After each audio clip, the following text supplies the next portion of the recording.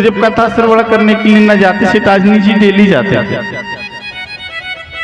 जब वो सेठानी जी डेली जाती थी कथा सुनने के लिए, एक दिन उन्होंने आकर के उनसे कहा, क्या कहा? बोले सब जाते हैं, फलाने कक्का जा रहे हैं, सब जा रहे हैं, आप कथा श्रवण करने के लिए नहीं जाते। अरे बोले मेरे पास में समय नहीं। तो उसने ड्राइवर को बुलाया, बोले एक काम करो, आज इनको ले जाओ और गाड़ी में बिठा लो, बिल्कुल गाड़ी में बिठा लो और ले जा करके कथा पंडाल में ही रोकना, कहीं इधर उधर मत रोक देना। बोले ठीक है। ड्राइवर ले गया, कथा पंडाल में ले जा करके गाड़ी रोक दिया।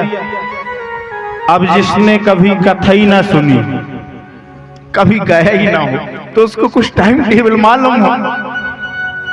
अब उनको कोई टाइम ही मालूम नहीं। बोले उनको कोई टाइम मालूम नहीं। वो कितने बजे पहुंच गए? 11 बजे। कभी यहां आके देखना 11 बजे पंडाल में कितने लोग मिलते। भाई सुबह 8 बजे प्रातःकालीन पूजन पाठ से कंप्लीट होकर के 10 बजे आरती पूजन से फुर्सत होकर के अजमान भी अंदर चले जाते हैं, ब्राह्मण देवता भी सब चले जाते। बस यहाँ पर वो सफाई करने वाले सज्जन बसते हैं जो केवल सफाई करते हैं, है ना? 2-4 लोग यहाँ पर मिलेंगे। अब 11 बजे जब उनने जाकर के देखा, बोले कोई नहीं यहाँ पर। तो एक काम करो, बोले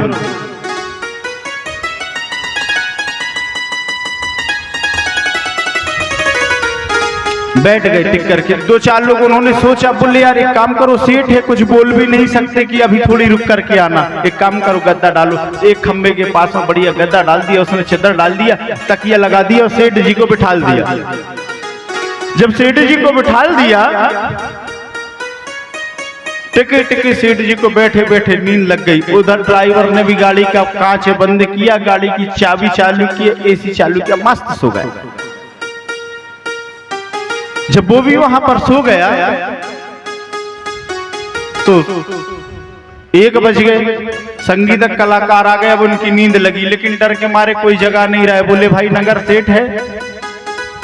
संगीत चालू हो गया, महाराज जी आ गए, कथा चालू हो गई। देखते देखते 5 बज गए, आरती हो गई। जब आरती हुई तो सब अपने अपने को चले गए। जो श्रोता जहां से आए थे वहां चले गए, पंडित जी अपने कक्ष में चले गए। अब बचे कौन? वही 2 लोग जो 11 बजे सफाई कर रहे थे। तो उनने भी सफाई कर रहे थे। तो एक ने डरते डरते बोला, बोले यार एक काम करो, इनको जगाओ। क्या करें? इनको जगाओ और जगा करके बोलो कि भैया अब आप घर जाए। तो उन्हीं लोगों ने जगाया। बोले सेठ जी उठिए और जाइए। बात यही हुई ना। जब वो आए थे तो उनको बोला था आइए बैठिए, फिर बोला उठिए और जाइए। बोले ठीक। सेठ जी उठे और चले गए, घर आए। बोले सुनाए कथा? बोले काय की कथा सुनाए, तुम तो कुछ भी बताती हूँ। बोले वहां गए, कुछ नहीं। बोले 2 लोग वहां पर मिले, उन्होंने कहा आइए बैठिए, बढ़िया गद्दा दिया, मैं बैठ गया। बैठे बैठे थोड़ी देर बाद में बोला, बोले उठिए और जाइए, तो मैं आ गया। देखो हमारी मैया बड़ी समझदार होती है, मैया सब समझ गई। क्या हुआ? बोली यही तुम सोई हो, सबसे बड़ा महामंत्र मिल गया। क्यों? क्योंकि यज्ञशाला में की हुई बात और यज्ञशाला की कथा को तो छोड़ो, उस पंडाल के अंदर आदि आप आकर के बैठ गए, 2 शब्द भगवान का श्रवण कर लिया, वो रज आपके शरीर पर लग गई, तो आपको पुण्य फल की प्राप्ति है। बोले आप यज्ञ मंडप तक पहुंच तो गए। बोले आपको तो यहाँ पर गुरुदेव भगवान कहते कि एक शब्द में कथा पांडाल पर एक शब्द कहा हुआ व्यक्ति का कायाकल्प बदल देता है। फिर तो आपको 4 शब्द मिले। बोले एक काम करो, तुम तो बढ़िया माला लो और इसी का जाप करो। सेठ जी ने कहा भैया हो सकता है। तो सेठ जी ने ऐसा बढ़िया माला लिया ऐसा माला लिया जाप करने के लिए, घर में बैठ गए दरवाजे के पास और बढ़िया आग बंद कर लिया, बैठा। पहली गुड़िया में हाथ गया, बोले आइए। तो दुर्भाग्यवश वहीं पर चोर चोरी करने आया, उसी के घर में देखो। उसने सोचा, बोले यार सेठ ने मुझे देख लिया, लेकिन देखो देखने के बाद में क्या कह रहा है, आइए। तो चोर ने सोचा, बोले चला जाए, तो वो अंदर घुस गया। जब वो अंदर घुसा तो दूसरी गुड़िया में हाथ गया, बोले बैठिए। वो चोर वहीं पर बैठ गया। तीसरी गुड़िया में हाथ गया, बोले उठिए, तो चोर खड़ा हो गया। चौथी गुड़िया में हाथ गया, बोले जाइए। इसको ये 4 वही मंत्र मिले थे ना, आइए, बैठिए, उठिए और जाइए। तो चोर चला गया। जब वो चला गया, उसने विचार किया, बोले यार मैंने ऐसा व्यक्ति पहली बार देखा। विचार कुछ शब्द होते हैं जो विचार करने होते। हमारे वेदों में भी लिखा है कि यदि हम किसी से बात करें तो हमारे मन में 21 बार सोच ले कि हो सकता है हमारी वाणी से इनको क्रोध ना आ जाए। उसने विचार किया, बोले यार सेठ ने मुझे देखा, मैं उसका धन चुरा रहा था, देख लिया, फिर भी बिठाला उठाला और बढ़िया इज्जत के साथ में भगा दिया। वो आया प्रातःकाल सुबह और सारी कथा उसको बता दी। अब सिटानी कहने लगी, बोले देखा, एक दिन कथा सुनने गए थे, पूरी प्रॉपर्टी बच गई एक दिन में, और पूरे जीवन जाते तो पता नहीं क्या बच जाता। एक दिन की कथा में पूरी प्रॉपर्टी बची है। उसने सेठ को थोड़ी क्रोधी स्वभाव, उजड़ स्वभाव का व्यक्ति था। बोले तू मेरा धन चुरा कर नहीं आया था, एक काम कर, तू यहां से चला जा, पूरे नगर भर में 1 साल तक मुझे दिखना नहीं, और नहीं यदि तू दिखा तो फिर तू सोच लेना। वो चोर चला तो गया। देखो, यदि किसी के लिए मन में ईर्ष्या भर जाए या किसी के मन में, किसी के लिए हमारे मन में क्रोध समझ आए, तो मैया उसको निकालना बड़ा कठिन होता है, उसको भुलाया नहीं जाता। आज उस चोर के मन में क्रोध आ गया। बोले मैंने तो जाकर की ईमानदारी से बताया, पहले इसने मेरा सम्मान किया, फिर अनादर किया। बोले मैं इससे बदला तो जरूर लेकर के रहूंगा। बदले की भावना उसके मन में जाग गई। जब बदले की भावना उसके मन में जागी तो वो जाकर के बाहर रहने लगा। 1 साल व्यतीत हुआ तो उसने अच्छी बड़ी बड़ी दाढ़ी, अच्छी लंबी लंबी जटाएं और अच्छे पीले वस्त्र पहने, मतलब अपने भेष को बदला। बोले इससे बदला लिया जाएगा।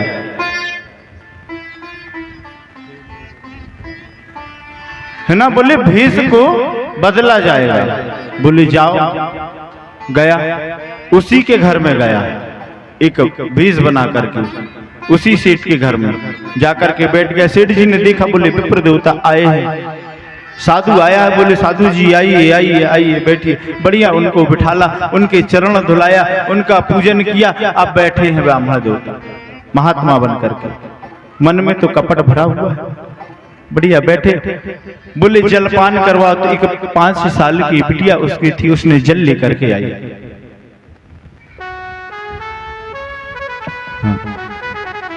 तो उसने जब जल लेकर के आई तो जल लेकर के आकर के उसने कहा, बोले गुरुदेव जलपान कर लो। बोले बेटी तुमने मंत्र ले लिया है, तुमने गुरु मंत्र लिया है?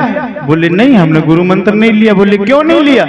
बोले कोई गुरु मिला नहीं और जरूरत नहीं पड़ी तो भाई नहीं लिया। बोले नहीं तुम आदक्ष हो, हम तुम्हारे हाथ का जलपान नहीं करेंगे। बोले गुरुदेव तो ऐसी कौन सी बड़ी बात है, आप हमें मंत्र दे दो, हम अभी मंत्र लिए लेते, आप हमारे हाथ का जलपान कर लो। बोले नहीं ऐसा मंत्र नहीं दिया जाता, अभी रुक जाओ, तुम्हें मंत्र लेना है ना? बोले हाँ। बोले एक काम करो, रात्रि में ठीक 12 बजे मंत्र दिया जाएगा। बोले ठीक है, लेकिन जब तुम आओ ना अपनी माता की तिजोरी में जो सारा धन रखा हुआ है तो उसको पूरा लेकर के आना। क्यों? क्योंकि मंत्र ऐसे ही दिया जाता है, पहले उसको शुद्ध नर्मदा गंगा जल से शुद्ध किया जाएगा, फिर उसको ले जा करके रखना, उसी से तुम्हें मंत्र मिलेगा। बिटिया भोली भाली छोटी सी नन्ही सी, उसको क्या मालूम, उसने बढ़िया पूरे धन को रखा। आई बोले महात्मा जी अब हमें मंत्र दे दो। बोले यहाँ नहीं देंगे बेटी, पहले उसके लिए गंगा जल नर्मदा जल चाहिए अपन को, जब तो शुद्ध होगे तब तो मिलेगा। बोले एक काम करो चलो। तो उसने, उस चोर ने उस बिटिया को ले गया। बोले बेटा धन लेकर के आई? बोले हाँ। तो एक वृक्ष के नीचे उसको बांध दिया, खड़ा कर दिया। बोले बेटी तो यहीं बैठना, मैं जाकर के गंगा जल लेकर के आता हूँ, तब तो मैं तुझे मंत्र दूंगा। बोले ठीक है गुरुदेव, लेकिन बोले बेटा जाना नहीं तू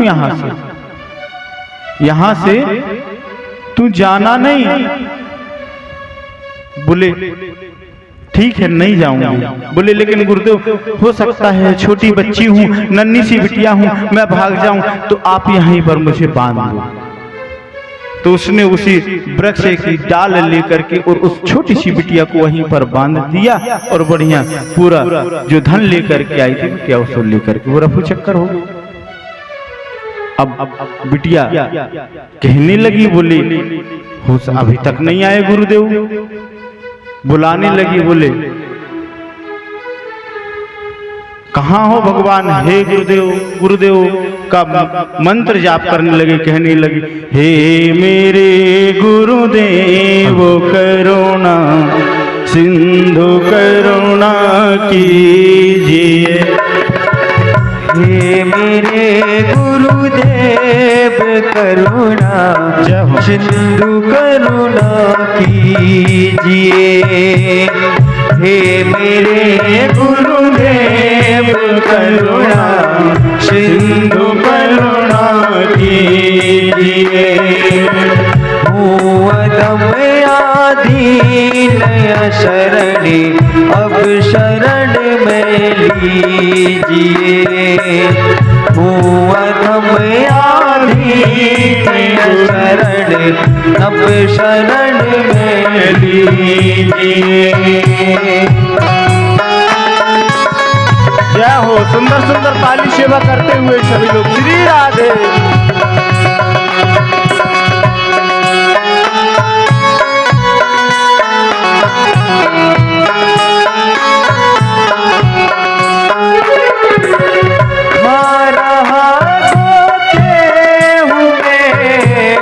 भव सिंधु मझधार में खा रहा गोते हूँ मैं। भव सिंधु के मझधार में आसरा है दूसरा कोई नाम संसार में। हे गुरुदेव करुणा सिंधु करुणा कीजिए। अभी लोग सुंदर सुंदर ताली सेवा करते हुए मेरे गुरुदेव करुणा सिंधु करुणा कीजिए।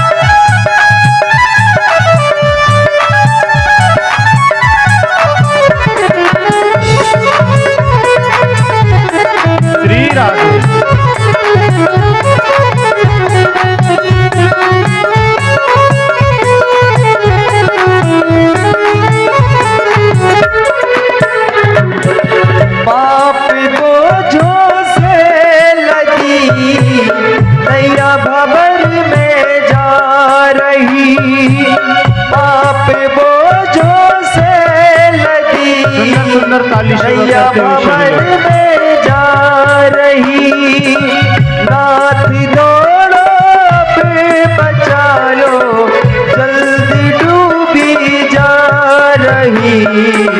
हे मेरे गुरुदेव करुणा, हे मेरे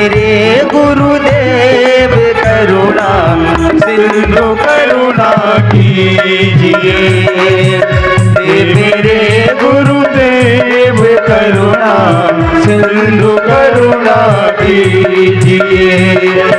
हुआ में आधीन असरण, हुआ में आधीन असरण, अब शरण में लीजिए। हे मेरे गुरुदेव करुणा सिंधु करुणा कीजिए। हे मेरे गुरुदेव करुणा सिंधु करुणा कीजिए। श्री राधे। सभी लोग सुंदर सुंदर ताली सेवा करते हुए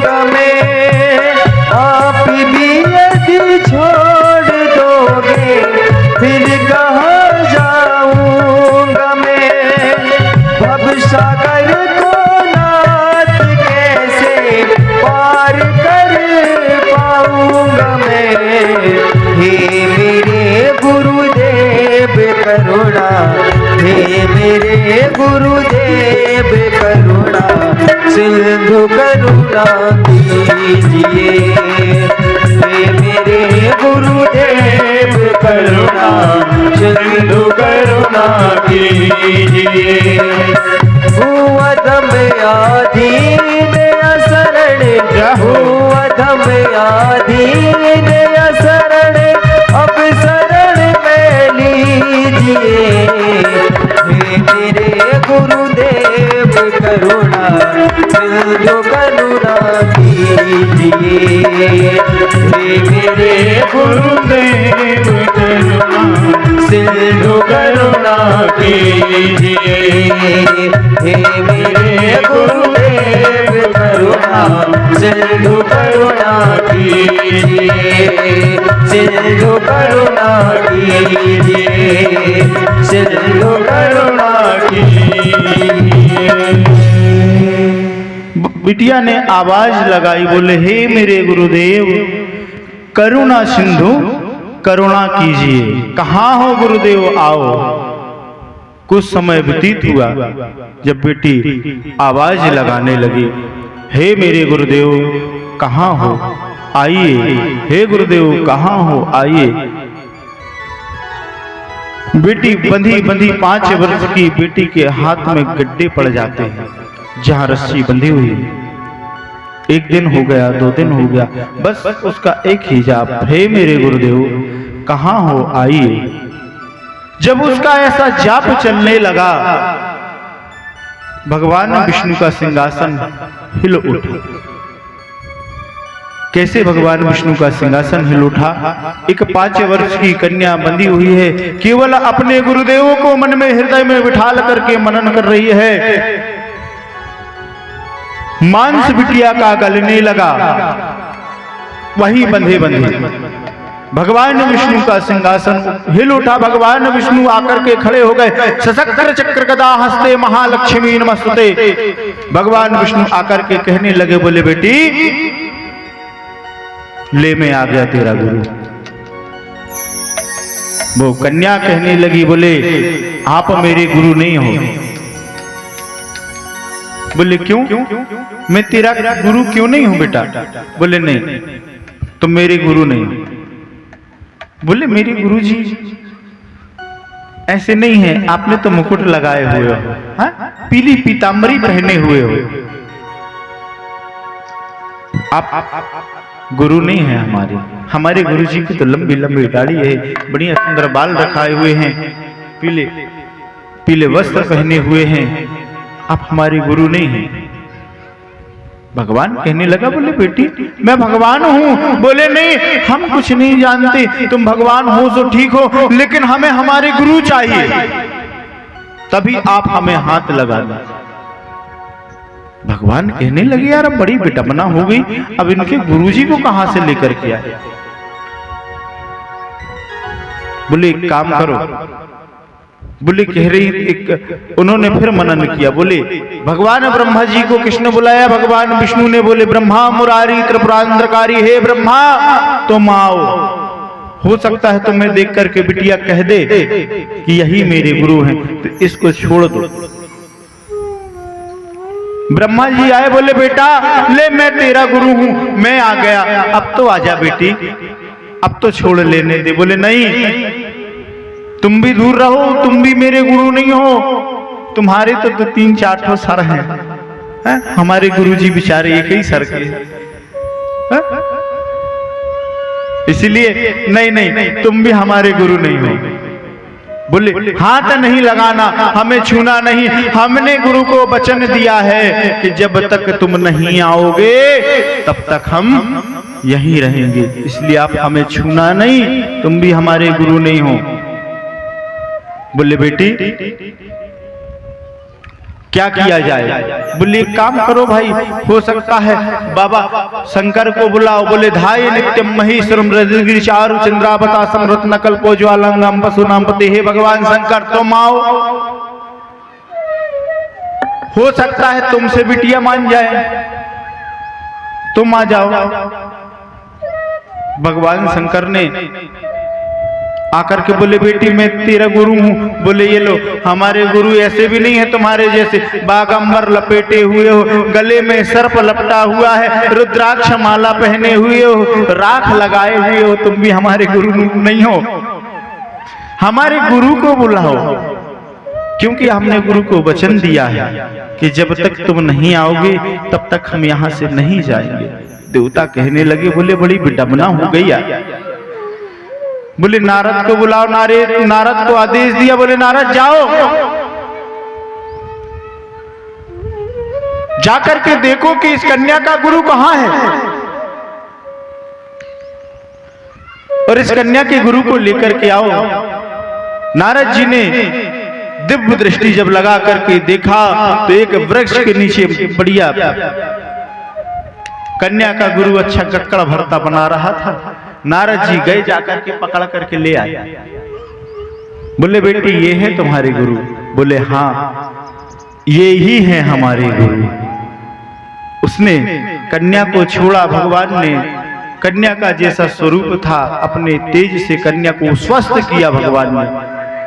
बिटिया हाथ जोड़ करके खड़ी हो गई। बोले गुरु गोविंद दो खड़े, हे गुरुदेव गुरु गोविंद दो खड़े, काके लागो पाए और बलहारी गुरु आपकी मोहे गोविंद दियो बताए। बोले हे गुरु बलहारी जाऊं मैं ऐसे अपने गुरु में, जो आज 3 लोग के दूत और मेरे समक्ष ला करके खड़ा कर दिया। पता है गुरु कैसे होता है? जैसे कि नारियल होता है ना, नारियल अंदर से मुलायम होता है और बाहर से कठोर होता है, ऐसे ही गुरु भी चिल्लाएगा जरूर। पिता अपने पुत्र को चिल्लाएगा जरूर, डांटेगा जरूर, लेकिन अंदर बिल्कुल मुलायम रहता है।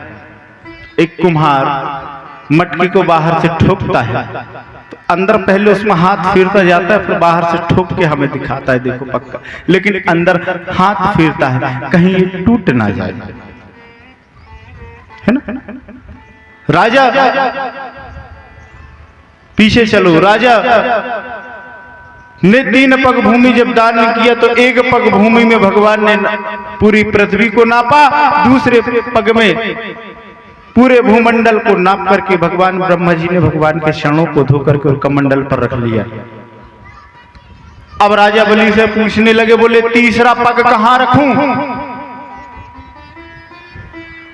बता मुझे, 3 पग जगह मैंने मांगी थी, तो 2 पग तो मैंने नाप लिया, लेकिन तीसरा पग रखने के लिए जगह कहां है?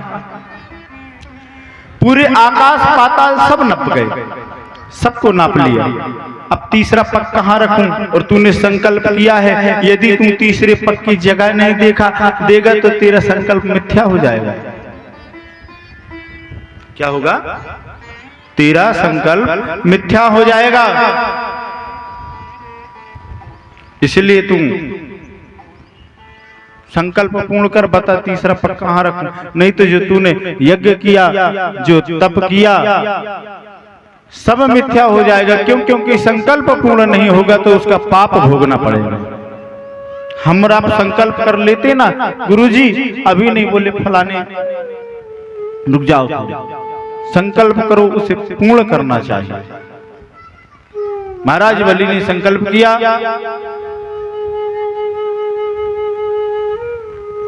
बोले 2 पग भूमि नप गई, तीसरा पग कहां रखूं? बोले भगवान तीसरा पग रखने के लिए तो आप मेरी इस मस्तक पर पग रख दीजिए। भगवान ने तीसरा पग राजा बलि के मस्तक पर रखा। बोले लक्ष्मी नारायण भगवान की। आनंद कंद को देने वाले भगवान राजा बलि ने अपने सिर पर अपना मस्तक रखा। ऐसे भगवान आनंद कंद को देने वाले राजा बलि के पास 52 भगवान गए थे, जाकर के उन्हें 3 पग भूमि मांगा, आखिर जगह नहीं मिली, अपने शरीर को देना पड़ा। ये भागवत कथा है, हमको ज्ञान देती है नहीं, लेकिन भगवान ये तो है कि भगवान के भक्त भी बड़े अटपटे होते हैं। भगवान के भक्त भी बड़े अटपटे होते हैं। एक भक्त ऐसा था, बेकट का कंजूस, उसके पास में जाओ तो कभी चंदा भी नहीं मिलता था। एक बार बोले न कभी गंगा स्नान करने के लिए जाता, न कभी जमुना स्नान करने के लिए जाता। क्यों नहीं जाता? बोले स्नान करने के लिए जाऊंगा तो हर घाट में ब्राह्मण रहते, महात्मा रहते, कुछ ना कुछ देना पड़ेगा, दान करना पड़ेगा, पुण्य करना पड़ेगा, इसलिए कभी न वो नर्मदा जी जाता और न कभी गंगा जी जाता। एक बार घर वालों ने जबरदस्ती भेजा, पत्नी ने बोले तुम जाते क्यों नहीं हो? कोई पुण्य नहीं करते हो, इतने कंजूस हो, क्या करोगे इतने धन का? पता है भैया, भगवान ने भी 4 संकेत देता है हमको। कहता ना, अपन कहते ना, एक फेमस अच्छा सबका डायलॉग चल गया है, कौन सा? बोले इंसान की मृत्यु आती तो बता के नहीं आती, लेकिन हम भूल जाते। भगवान भी हमारे पास में 4 नोटिस भेजता है। 4 नोटिस भगवान देता है कि अभी तक समझ जाओ, भगवान की भक्ति में लग जाओ। भगवान की भक्ति में लगने के लिए 4 नोटिस हमको प्राप्त होते हैं। बोले कौन से? बोले पहला नोटिस कौन सा मिलता है?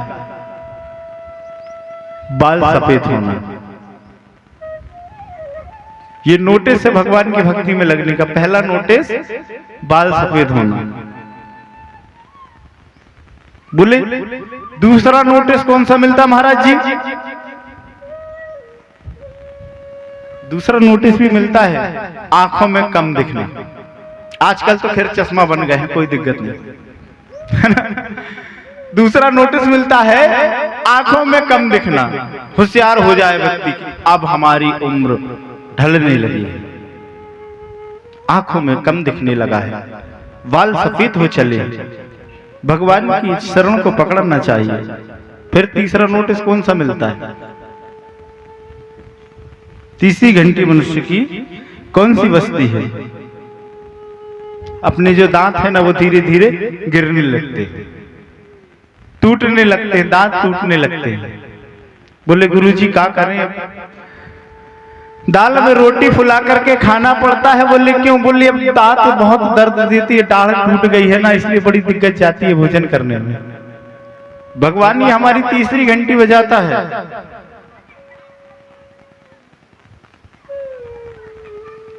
है ना? और चौथी घंटी कौन सी बजती है? बोले अब नहीं बैठ पाते गुरुजी, अब तो उम्र हो गई, अब कमर दुखने लगती है, ना बैठने के लिए कमर टेढ़ी होने लगती है, बुजुर्गों की हो जाती ना दादा। ऐसी चौथी घंटी 4 संकेत भगवान हमको देता है कि अब तो लग जाओ। पता है भक्ति